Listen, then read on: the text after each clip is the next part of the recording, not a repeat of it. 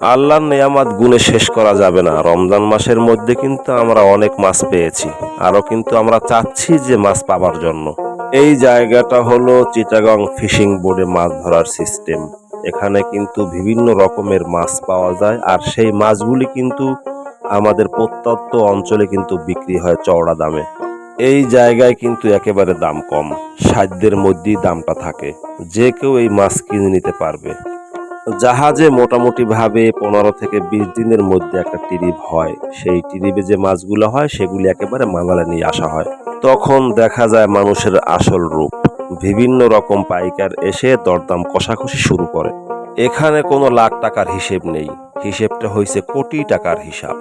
কোটি টাকার হিসাবে যে ব্যক্তি উইন করতে পারবে, অর্থাৎ দাম বেশি বলতে পারবে, সেই কিন্তু এই মাছগুলি নিয়ে যাবে।